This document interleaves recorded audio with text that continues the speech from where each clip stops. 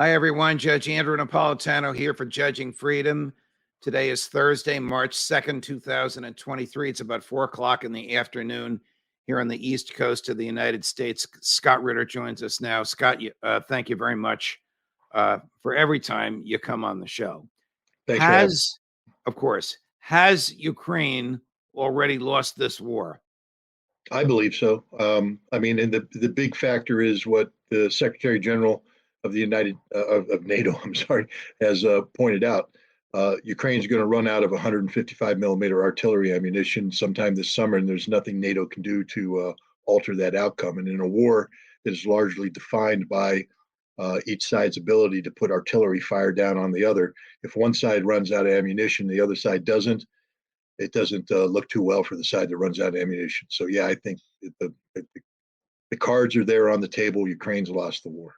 So I just received an email from a very reliable source, Gary, if you want to put it on the screen, saying single source reporting rebellion ongoing by Ukraine troops in Bakhmut. This is 5 minutes old, Scott.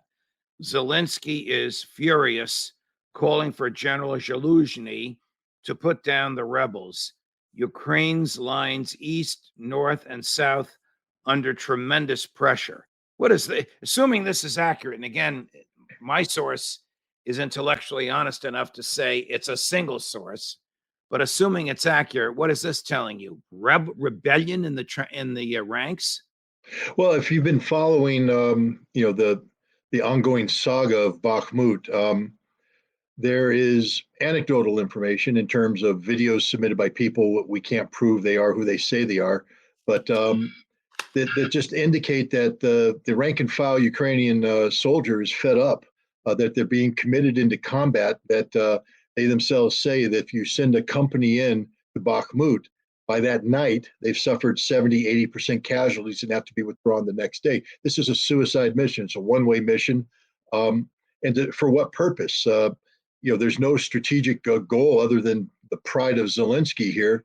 And I think basically you have a situation where thousands of Ukrainian soldiers are confronting the imminence of their demise and are doing what humans do in these conditions, rise up to try and preserve their lives. And they're revolting against, if this source is true, revolting against the orders that have them, basically going on a one-way mission to hell. And that's it. And the issue about the pressure, you and I have talked about this. People going, where's the Russian offensive? It's happening right now, guys. The pressure that's being put on the Ukrainians isn't just in Bakhmut. It's throughout the entire line, constant pressure, constant chewing away. And I think the culmination of all this is causing fractures in the Ukrainian armed forces, and they appear to be manifesting themselves along the lines that are indicative in your email. What would General Zaluzhny, for whom I believe you have a lot of respect, do? What should a command? He's probably not physically there, but what would he do if there's true rebellion going on? Do you shoot them? Do you talk to them? What do you do when your colleagues or the people under your command are rebelling in order to save their lives? Well, a good commander will save the lives of his soldiers, and a good commander will recognize that the cauldron that's developing there is a suicide trap, and a good commander would undertake those missions necessary to get as many of those troops out and preserve their lives. I'm not here to glorify Nazi leaders and German commanders during World War II, but there were several instances during the fighting on the East Front when German troops were facing encirclement, and high quality leaders such as von Manstein disregarded orders to hold at all costs and instead maneuvered to preserve the lives of his soldiers and continue.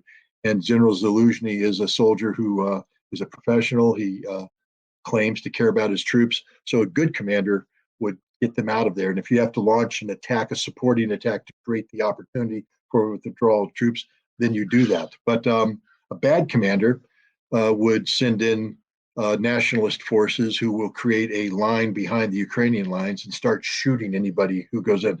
A bad leader will go in and grab leaders and make an example of them by executing them in front of their soldiers. So we'll find out what kind of leader Zaluzhny is.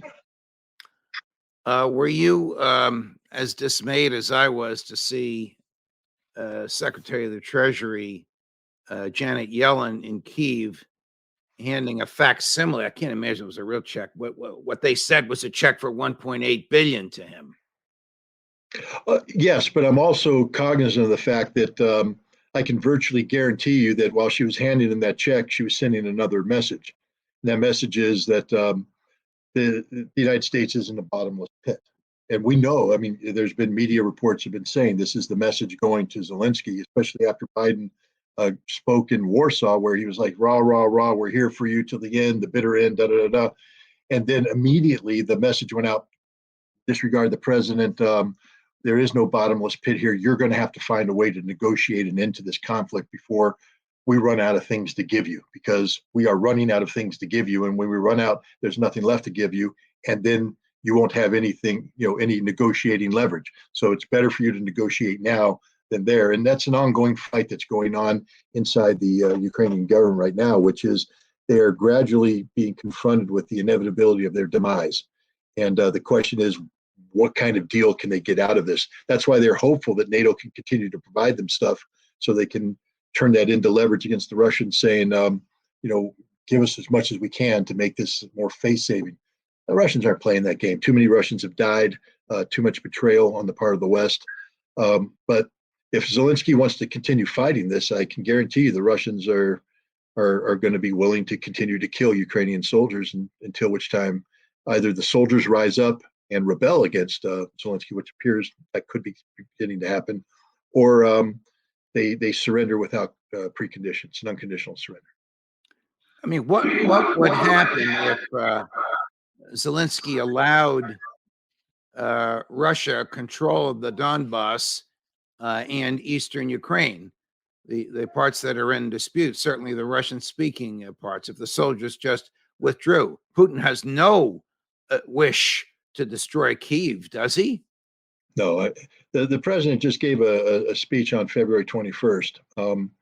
You're familiar with Ray McGovern, the CIA analyst? Yeah, Ray is like an older version of you. Ray is a great, courageous, intelligent man who understands the Constitution, understands human freedom, and understands the way the world works. Well, he understands the Soviet Union and the Russians as well. He was the old Soviet, well, I think he was even before Soviet. He was the premier Soviet analyst in the CIA for a while.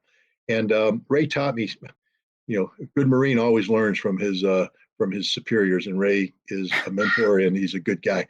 And he taught me something very important about evaluating Soviet and Russians. And he said, listen to them. He said, they will tell you, they will say what they mean and they mean what they say. So I actually listened to them. Before we even get to what he said, because I thought, as you did, it was a brilliant speech. We're speaking of President Putin's annual State of the Nation speech. American media told us before he gave the speech, expect him to be bitter, angry, and vengeful.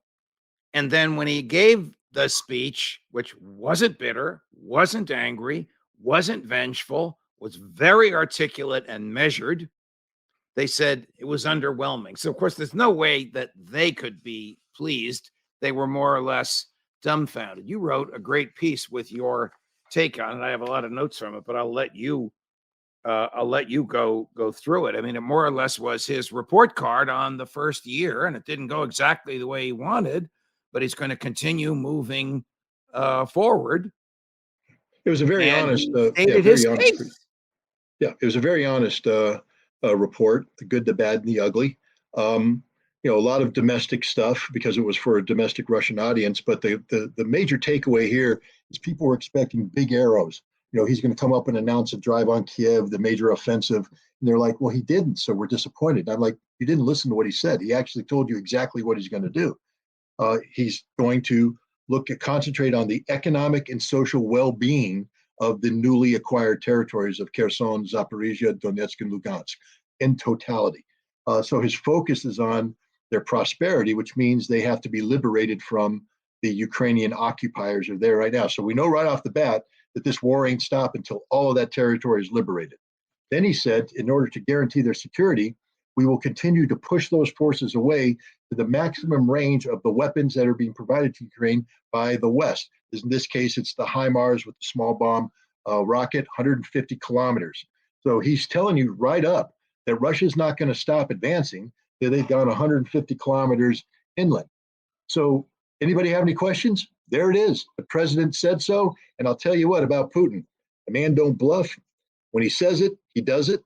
And that's what's going to happen. Let me quote him. Obviously, this is an English translation with which I know you will agree. He's talking about the military assistance being provided by the West to Ukraine, particularly long-range artillery systems, which you just mentioned. Here's the quote: "The greater the range of these systems, the further away we will be forced to move the threat from our borders."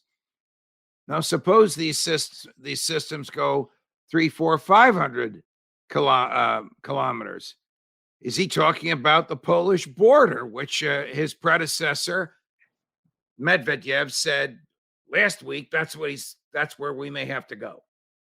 If that's the systems that are provided, then that's the answer. Right now, again, he just put a number out there. I mean, he put, I'm putting the number based upon his words. The maximum range, 150 kilometers right now.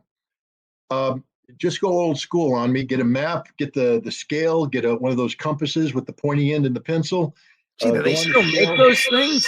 I don't know. My kids have them from, go out to 150 kilometers and then go to the border and start drawing it. And what do you get? You get Odessa. So a lot of questions. Is Russia going to go to Odessa? I think Putin just answered the question. Yes. You get Dnipropetrovsk. Is Russia going to go to Dnipropetrovsk? Putin just answered yes. Are they going to take Kharkov? Yep, they're going to take Kharkov too. Putin just answered all your questions, but he doesn't have to come out there and pound the table and point at a map and scream. He just calmly says this. And what he's saying is, don't blame me. It's your fault. You're the ones who've set the terms of this relationship. You provided them with weapons that threaten the Russian people. I'm the leader of the Russian people. I will protect them. So I'm going to push you back beyond the range of the weapons you provided to the Ukrainians. You also pointed out in your article, and again, this was for domestic Russian consumption, that he was quite praiseworthy of all the factory workers that are working around the clock to produce more hardware and more ammunition. And from that, you concluded, I think quite properly, but I want you to give a basis for it, that Russia is a nation mobilized for war. Absolutely. The whole presentation of his speech. First of all, he talked about the casualties. And he talked about the need to take care of the casualties, the need to take care of the families, and he invoked the Great Patriotic War in doing so. So clearly, he has linked this current fight as being an existential struggle on par with the Great Patriotic War. Now, here in America, we can go, that's Great Patriotic War. It's his World War II. The Great Patriotic War is his terminology for World War II. Correct. And the important thing about that is, again, I may have asked you this question before, but I'll just throw it up for the audience. When was the last time we truly celebrated Victory in Europe Day? Not for a long time. Well, when's the last time they celebrated it? Every year. May 9th, they celebrate it. And yes, one of the reasons we don't celebrate it is because we're running out of veterans to support. So we identify the war based upon the guys who fought the war, guys and gals. Right. They identify it as part of their culture, their history, their gut. They have something called the Immortal Regiment, and it is something to behold. All the people of Russia come out to the streets and they hold the photographs of their grandparents, their great-grandparents, or their current relatives. Anybody who served then, died, served today, they march, because this is a nation that will never forget the Great Patriotic War, the Second World War. So when the Russian president invokes that to the current struggle, this is visceral. It's serious. He means it. And then he turned around and said, our defense industries are working constantly around the clock, producing the weapons we need to fight this struggle and to prepare ourselves for a future struggle. Russia is a nation at war. Everybody's like, well, where's the declaration of war? He didn't make it, but he just told you. Listen to what the president said. Now ask yourself, where's American defense industry? Are we cranking things out 24/7? Have we mobilized new factories? Are we working around the clock? Have we called this an existential struggle? Have we mobilized the support of the American people? Has President Biden said anything that gets the American people up out of their seats ready to march today? No, we're not a nation at war. And yet we claim to seek the strategic defeat of Russia. Ain't going to happen. He actually said that the West is waging a war of economic aggression intended to destabilize our society from within. I mean, that is not only true, it is shockingly candid and direct from Absolutely. the leader of a nation. So he doesn't But he pull also said, punches. but he also Go ahead. said they're winning. He said, you may be seeking that, but guess what? We actually are winning. We are thriving. Your sanctions haven't worked. We are, I mean, think about it. It's a nation that's been subjected to the most stringent economic sanctions in modern history, and it's a nation at war. Whenever we go to war, we're into deficit spending, deficit spending, deficit spending. And instead, what he's saying is our economy's recovered from the sanctions, our economy's growing, and we're running a budget surplus. When was the last time America went to war and ran a budget surplus? Probably, When's the last time we probably ran a budget never. surplus? I mean, he talks about uh, Russia will not destroy our own economy in pursuit of cannons over butter. Yeah. What a very simple, brilliant, and even gifted way to explain that even though we're on a war footing, life will go on and we will remain prosperous. Their sanctions be damned. Yeah, in the West, we tend to believe that we won the Cold War by out spending the Russians, and we forced them in order to keep pace with us to sacrifice butter for cannons, and that led to problems. What he's saying is we will not repeat the mistakes of the past. What we're doing right now with this mobilization, and everything, we haven't forgot the people, and we can do both. We can make cannons and we can make butter. We can win this war and our people can prosper. And here's the interesting thing, he's doing it. He isn't just saying it, he's doing it. And we are even compelled right now, the experts in the West, to say, yeah, he is doing it. He's actually doing what he says. He's winning. He's prevailing. So, so yesterday, I guess it was actually the day before, Secretary Blinken in Mumbai, India, at the meeting of the G20 foreign ministers, pulled aside Sergei Lavrov, his opposite number from Russia, and he said they spoke for 10 minutes. And then why they do this, the State Department spokesman said Secretary Blinken told the foreign minister that we will continue to aid Ukraine for as long as it takes. Now, I don't know if that's true, but if I were Blinken, I would have said, hey, Sergey, is there any way we can start talking about this? Not in Ukraine, not in Russia, maybe in Geneva. Is any way we can start talking rather than the two of us in a hallway for 10 minutes with a translator? What do you think?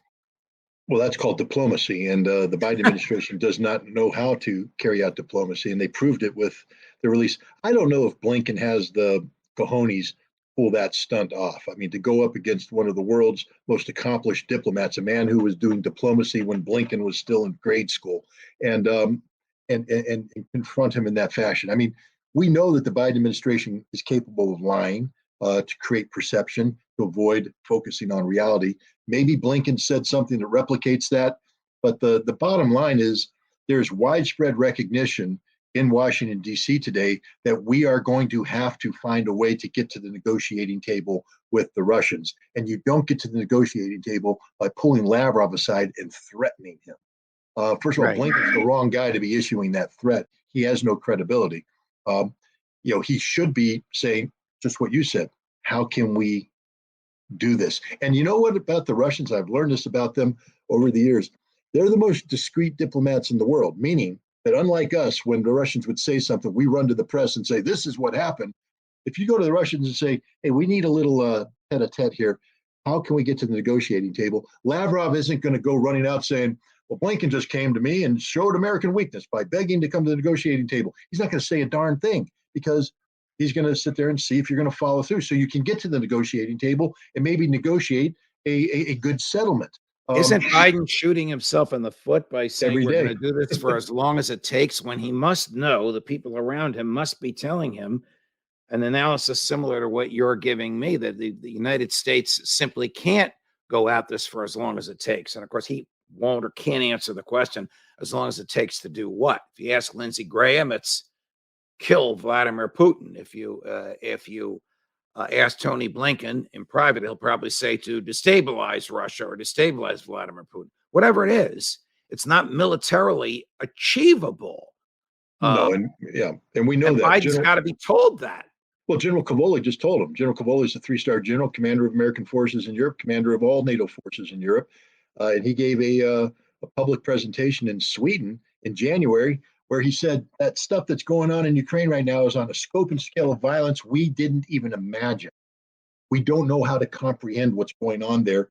And what that means is we're not trained, equipped, organized, prepared for that kind of fighting.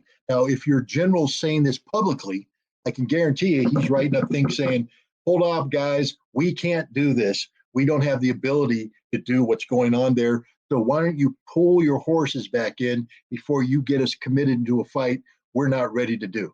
So unlike his boss, General Milley, who once spoke his mind and then I guess got his fingers burned and now says what he thinks his boss, the president, wants to hear, this supreme allied commander in Europe speaks his mind publicly. Would he have told Secretary of State of Defense Austin, his boss, that he was going to say this before he said it? Is he getting ready to retire? Or Well, generally speaking, whenever military personnel of that caliber, that rank, with that kind of responsibility, before they give a public presentation of this nature, the comments are vetted and approved, and also possible questions that could be asked, the answers are prepared. So there's no doubt in my mind that what he said is something that was approved to be said, and he picked that form to say it to send a signal to other military people out there to calm this thing down. Stop trying to create the perception that NATO is ready to go forth and conquer. We can't. We're not ready for this. We don't have the ammunition for this. We don't have the training, the organization. We don't want this. And that's why he gave the statement, and it's been picked up. And hopefully things are going to calm down. Look, Biden knows that this war is over. He knows it. Everybody knows it. Even the Ukrainians are beginning to know it. And now the question is, how do you disentangle yourself from this mess that you've made with as minimal loss as possible? And I'm not just talking about the loss of Ukrainian lives, because believe me, that's the last thing on our minds. We don't care about them, because if we did, we wouldn't have allowed this situation to occur where hundreds of thousands are dead, millions are wounded, tens of millions are displaced, $1 trillion of infrastructure damage. That tells me we don't care about the Ukrainians, but we do care about saving face. And so they're trying to find a face-saving mechanism to disentangle themselves and get out of this. And that might be a bridge too far, but hopefully they're working in that direction. Scott Ritter, always a pleasure, my dear friend. Thank you for joining us. Thanks for having me. Oh, and thanks for keeping the dogs on the second floor. All the best, Scott. Thank you. Judge Napolitano, thank you so much for watching us, my dear friends. Judge Napolitano for Judging Freedom.